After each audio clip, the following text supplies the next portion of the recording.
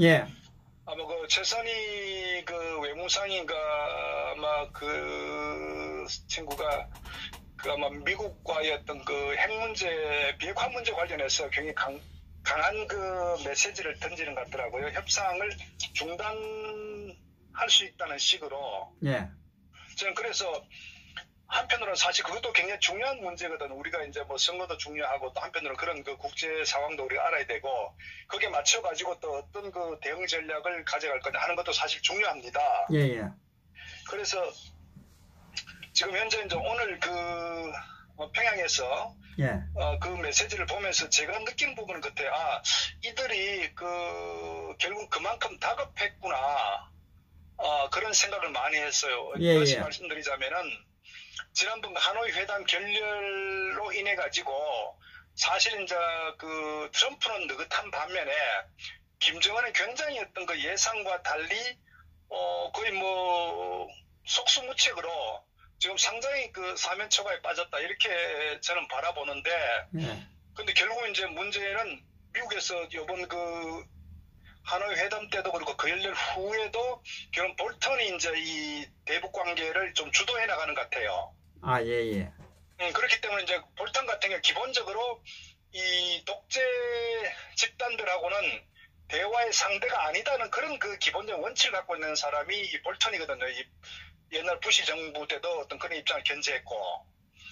그렇기 때문에 아마 그 부분에 있어서 북한의 김정은 이 집단들도 굉장히 아마 그 코너에 몰렸다. 협상을 하기 위해서는 결국 이제 이 볼턴을 넘어야 되는데 예. 그런 부분에 있어서 아마 굉장히 딜레마가 빠졌다. 그러니까 이들이 이제 실제 후속적으로 지금 미국에서 나오는 게 강력한 어떤 대북 제재가 점점 더 심해지고 그리고 또 나머지 많은 정찰 자산들도 이제 한반도에 상당히 직결되면서 미국의 어떤 북한의 어떤 그 해상 불법 뭐 환적 같은 거 예. 이런 것들도 굉장히 이제 감시를 강화시켜 나가고 또 이 문재인 정부 좌파 정권이 북한에다가 어떤 그 퍼주기 하려는 거에 대해서도 그 비건 같은 경우 한마디로 노라는 강력한 입장을 견지하고 있거든요. 예. 그래서 그러다 보니까 사실 이제 이 김정은 입장에 봤을 때는 뭐 돌파가 없다고 보는 거예요. 그러니까 저들이 이제 할 수 있는 마지막은 어쨌거나 뭐 오늘 그 기자회견처럼 결국 미국과의 그 회담은 더 이상 의미가 없다는 식으로 어떤 그런 그 상당히 중대 발표를 하는 것 같은 저는 그 최선의 발표는 그렇게 봐요.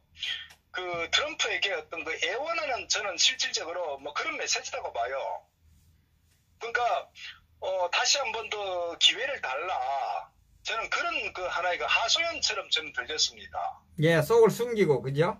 내면은, 뭐 속에 사실 뭐 숨기는 게 아니죠. 이미 눈에 다 보이니까. 예, 예. 하여튼, 어찌됐든 뭐, 없으니까. 짧은 생각에, 그, 자기들의 그거, 다급한 것은 아닌 것처럼 뭐, 그렇게 하는 거 아닌가요? 예.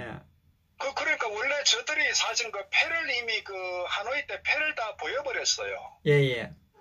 패를 다 보여버렸고 지금은 그 이 정치적 상황이 얼마나 많이 차이나 2년 전에 미국이 강력한 제재를 가하면서 그때 이제 이들이 위기의식을 느껴가지고 문재인하고 이제 김정은하고 4.27 판문점 평화쇼도 갑작스럽게 진행시키고 뭐 계속 후속적으로 계속 진행시켰죠. 그런데 그것은 결국 이제 미국을 속이고 예. 또 저들의 어떤 저들이 추구하는 그 어떤 그 협상 선전 이 선동 전략의 다름 아니었는데 결국 이제 2년 지나면서 시간이 결국 말을 해주거든요. 예. 잠시는 거짓말로 속일 수 있지만 결국 시간이 흐르면서 전혀 진전된 게 없었다는 게 그냥 북한의 어떤 그 기본적인 노선이었고 입장이었고 그거를 또 볼턴 항상 간파했었고 또 미국 그 의회에서도 또 언론에서도 트럼프를 비판하는 입장이고 실제 뭐 결과는 아무것도 없었기 때문에 예. 그러니까 결국은 트럼프 같은 경우도 아무리 뭐 미사 요구를 동원해서 자기가 어떤 그 싱가포르 회담을 자화자찬하더라도 결과는 없었기 때문에 결국 그 부분에 있어서 트럼프도 뭐 더 이상 그 자기 정치적 입지를 위해서 일방적으로 미화시킬 수 없는 거거든요. 그러니까 그렇기 때문에 지난번 그 노딜이라는 결국은 어떤 나름대로 차선을 선택했다는 거죠. 그것이 현재 미국이 가지고 있는 그 입장이기 때문에 결국은 이 부분에 대해서 이미 정상회담 소위 그 바텀업이 아니라 탑다운 방식으로 그러니까 김정은도 트럼프도 자기들이 이 문제를 스스로 결정할 수 그런 의사결정하는 그런 그 특수한 상황에서 만나가지고 결국 아무것도 이뤄내지 못했기 때문에 앞으로는 바텀업 소위 실무자 간의 협상도 결과가 이루어질 수 없다. 왜냐하면 이 트럼프의 어떤 이 협상 방식이나 김정은 같은 미국의 전 북한의 핵을 풀어가는 방식도 김정은이 절대적인 어떤 의사결정 구조를 가지고 있기 때문에 실제 이 바텀업 실무자 간에 이루어질 성질도 아니에요. 그러니까 지난번에 어떤 그 둘이 만나서도 안 됐기 때문에 저는 그래서 사실은 그 앞으로 협상은 뭐 간단치 않다. 그러니까 어느 한쪽이 항복을 하지 않으면은 쉽지 않다 이렇게 보는 거예요. 그러니까요.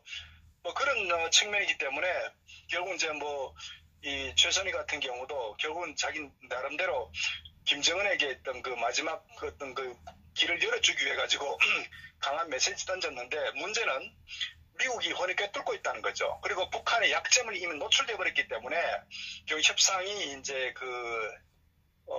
쉽지 않을 것이다. 저는 그렇게 판단합니다. 그래서 어쨌거나 오늘 그 최선희가 그 기자회견 한 것은 저들로서도 어떤 그 마지막 자구책으로 그러니까 좀 더 관심 가져달라. 뭐 이런 측면의 어떤 그 다름 아니다. 근데 문제는 예전하고 다르게 이미 동력이 상실돼 버렸기 때문에 제가 볼 때는 미국은 아마 눈도 하나 깜짝 안 할 겁니다. 그래서 결국 이제 북한이 항복하느냐 아니면은 강한 좀 더 그 김정은이가 오판을 해서 아마 그 미사일 시험 발사를 뭐 다른 명목으로 예를 들어서 뭐 위성 발사든 어떤 그런 이름 바꿔가지고 시험 발사를 할 수도 있겠죠. 오판을. 예. 네. 미국이 관심을 안 갖게 되면은 결국은 좀 더 무리수를 뜰 수 있거든요. 예. 근데 결국 그렇게 됐을 때는 스스로 무덤을 재촉하는 거다. 미국 트럼프는 뭐 그렇게 하기를 바라지 않을까요? 그러면 가만히 있겠습니까? 뭐 트럼프는 이제 김정은이 항복하기를 바라겠죠. 그렇죠. 예. 그게 제일 뭐 정답이죠. 예. 네, 비용을 적게 들이는 가장 방법인데 결국 이제 김정은이가 이성적이고 합리적 상황 판단을 한다면 어떤 항복하는 어떤 모양새를 취하겠죠. 항복하는. 그러니까 이제 그런 부분이 마지막으로 그 북한이 김정은이가 선택할 수 있는 카드인데 문제는 이제 김정은이가 자존심이 있단 말이에요. 또 북한에서 차지하는 나름대로 여러 가지 뱉어놓은 말이 있기 때문에 그러면 결국 그 문제에 대해서 밑에 이제 자기 어떤 위상이 상당히 이제 타격을 입을 거 아닙니까? 예. 특히 여느 어떤 정상국가의 어떤 그 수반과 다르게 김정은이라는 존재는 북한의 그 신적 그 존재란 말이에요.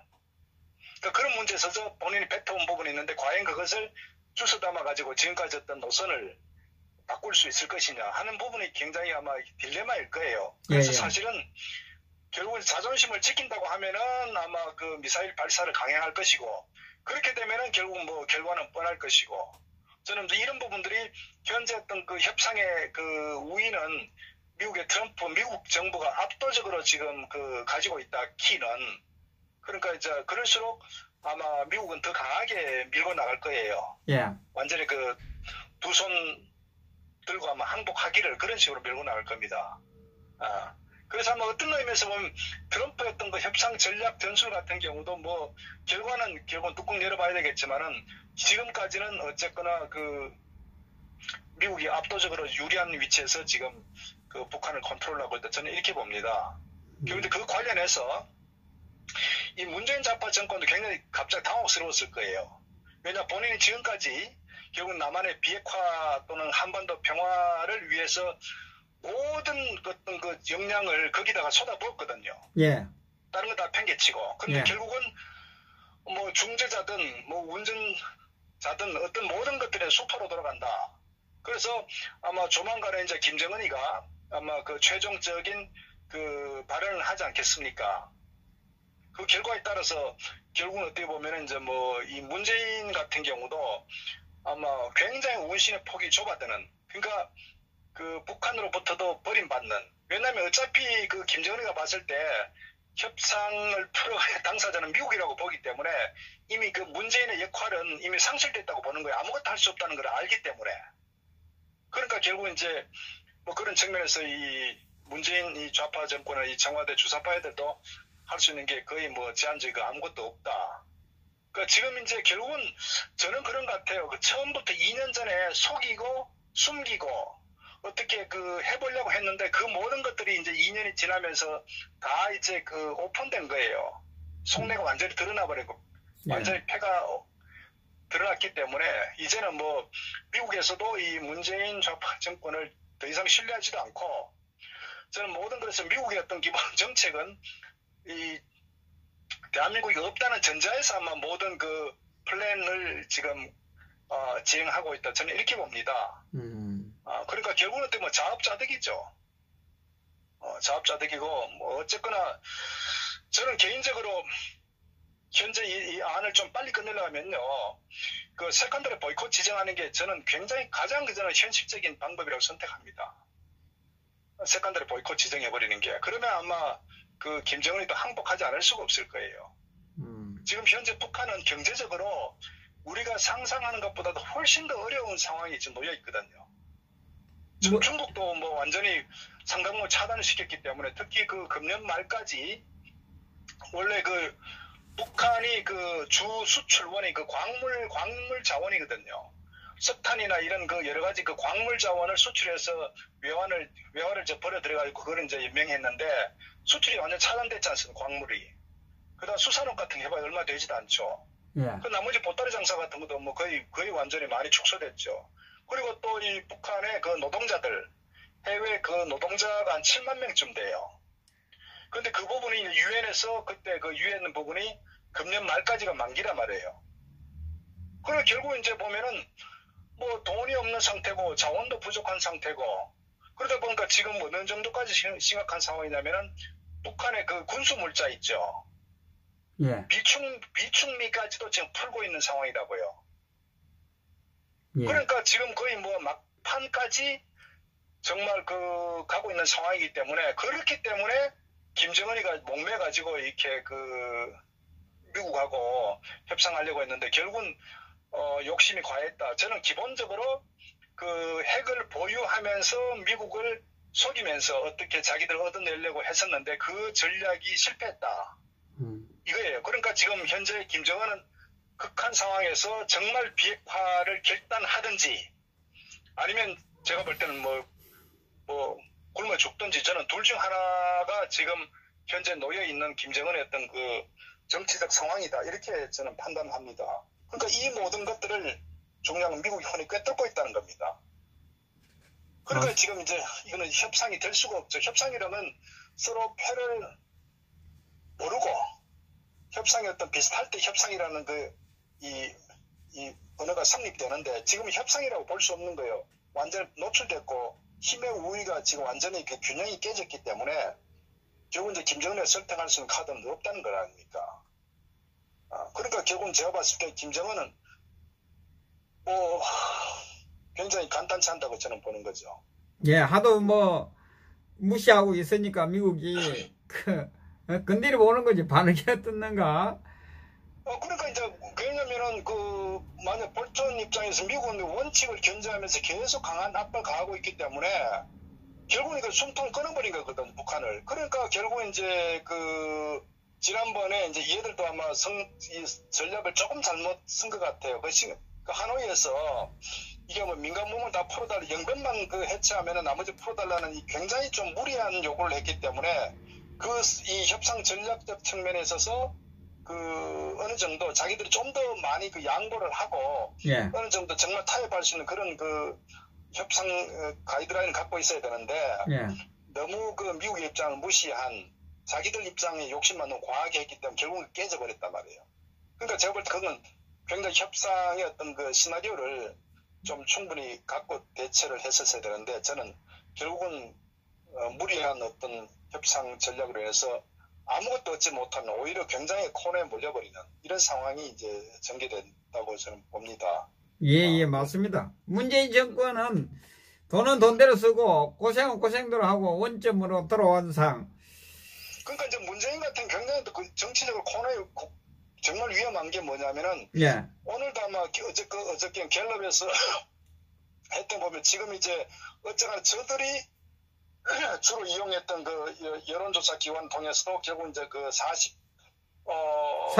4%가 44%하고 이게 뭐 오히려 그 51%. 예. 거의 완전 역전됐지 않습니까? 예, 예, 예. 그러니까 결국 이제 그 상황인데 아마 오늘 같은 그 평양의 발언들, 좀 더 지나면 이 남북의 경색이 되게 되면은 그 책임론의 상당 부분이 결국 이제 문재인의 무능론으로 이렇게 또 연결될 수밖에 없어요. 그러면 제가 볼 때는 그 지지율이 또 빠지겠죠. 긴장이 관련되면서. 그러면서 미국에서는 결국 문재인을 또 무시하고 또 그 문재인이 왜 그 평양 가서 그 이런 그 유엔 제재 위반한 그런 것들도 이제 목도됐지 않습니까? 사진을 예. 통해서 이미. 이런 부분들이 하나씩 공개된다고요. 그러니까 이제 저는 이런 부분들이 지금 언론에서도 보면은 어쨌거나 이제 이 비판적인 부분도 조금씩 나오기 때문에 결국 이제 이 남북 간의 어떤 그 여러 가지 결과 자체가 여의치 않게 보도가 되기 때문에 결국은 뭐냐면 이 문재인 좌파정을 할 수 있는 거는 굉장히 제한적이고 또 비판을 고스란히 받을 수밖에 없고 결국 이제 북한도 결국 이 문재인 정권을 상대하지 않는 아마 오늘 또 개성공단 연락사무소에서 어떤 행사가 있었는데 그게 아마 북한에 대해 불참한 것 같아요. 왜냐 만나봐도 전혀 실이 없기 때문에. 그러니까 이제 결국은 덩달아서 이 문재인 좌파 정권도 고립화되는 이 상황이거든요. 그 경제는 어려워지죠. 그러니까 저는 뭐 이런 상황에서 문재인이나 김정은이도 같이 저는 뭐 엮여서 상당히 어떤 그 빠져나올 수 없는 그런 상황으로 가고 있다. 결국은 그건 지지율 하락으로 직결될 수밖에 없다. 만약 지지율 하락이 점점 떨어지면은 이 더불당 이 소위 좌파 정당 내에서도 결국 내년 선거 대비해서 문재인을 버리는 카드가 될 수도 있다. 저는 그런 여러 가지 상황이 엎친 데 덮친 격으로 결국은 이 문재인의 몰락이 저는 상당히 가속화될 수 있다. 이렇게 보는 거죠. 그렇기 때문에 어떤 의미에서는 최근에 그 자한당 같은 지지율이 오른다는 것도 저는 뭐 그런 여러 가지가 복합적으로 작동하기 때문에 저는 앞으로 이 전국은 어쨌거나 또 뭐 3년차 접어들면서 통상 4년차 접어들면 램덕 현상이 일어나는데 문재인 좌파 정권은 훨씬 더 빠른 속도로 급속히 갈 수가 있어요.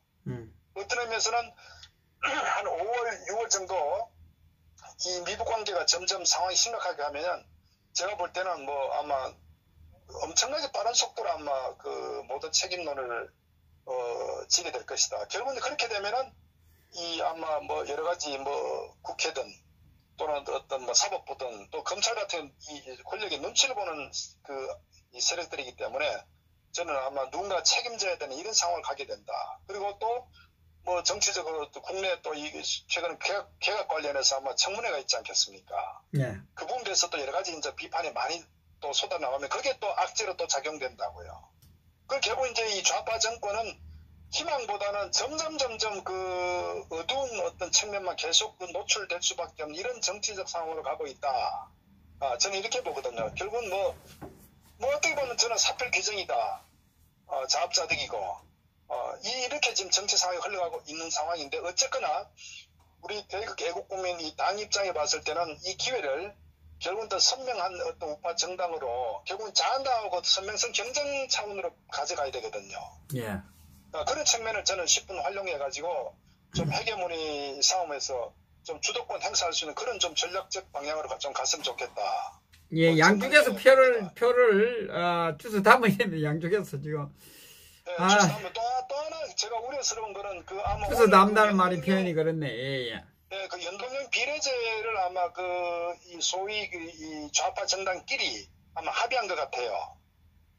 연동형 비례제. 그것도 사실 상당히 정치적으로 우려되는 상황입니다. 예. 오늘 안 그래도 택시를 타서 이야기를 들어보니까 네네. 근로자들도 이 경기가 나쁘면서 창원에도 많이 돌았었다. 지금 이야기가. 결국은요, 국민이 또 두 부류입니다. 그 정치에 무관심한 국민들은 자기 먹고 사는 문제 굉장히 예민해요. 이 서민들이든 이 장사하시는 분들이든 간에 가장 그 문제를 집중적으로 파고 들어가가지고 아까 말씀 선거 전략은 이 문제는 1차적으로는 이 무능한 문재인 좌파 정권의 어떤 경제정책 실패가 기인했고 예. 또 여기에 대해서 강력하게 제지 못한 소위 1야당이나 보수정당이라는 자한당이 결국 무능했기 때문에 이런 결과가 왔다. 이 두 정당을 사잡아서 우리가 굉장히 이 좀 구체적으로 비판을 해줘야 돼요. 맞습니다. 예, 예. 그러면서 이 대한민국당이 집권한다거나 또는 대한민국당이 어떤 그 당선이 되면은 현재 어떤 그 우리나라의 망국의 어떤 군원의 어떤 민주노총 이 강성 노조를 반드시 어떤 조치를 취해야 된다. 그래서 기업이 결국은 활성화돼야 근로자도 좋아진다는 이런 개념으로 이제 접근하면서 거기에 대한 대안 어떤 정책으로서 강력하게 그래서 자한당이 할 수 없는 강력한 어떤 그 이 정책 대안을 저는 좀 제시할 필요도 그것이 저는 저는 개인적으로 민주노총 해체해야 된다고 보거든요.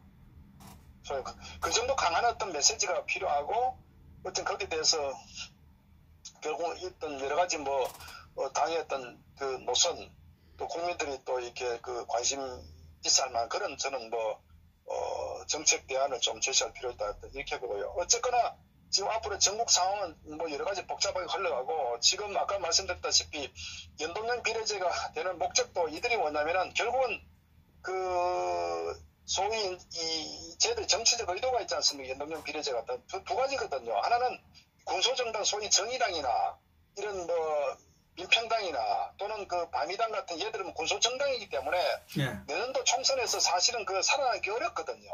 예. 그러니까 이제 연동형 비례제를 통해 가지고 결국 전국 그 권역별 득표율을 가지고 이제 지역 배분을 한단 말이에요.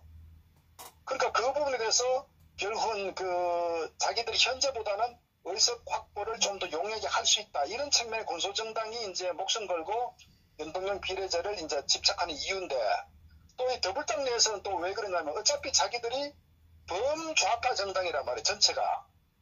지금 현재 4개 정당이 전부 다 좌파 정당 아닙니까? 예. 호남을 기반으로 하는 그 민평당 박지원 적어도 호남 정당이죠. 예. 이 더불당 물론이죠. 예. 그다음 정의당도 극좌 정당이죠. 예. 그다음에 또 이 손학규 있는 이것도 보면은 사실 호남의 반호남 아닙니까? 반호남이 아니고 이틀 전에인가 와서 이야기하다 들어보니까 내가 참 우짜다치 한번 저렇게 했는가 싶은데. 그렇죠. 사쿠라 정당인데. 사쿠라가 아니고 무대에 올라가가지고 이 정권에 대해서 비판한다고 이야기하고 있대요. 그래서 내가 웃었습니다. 예.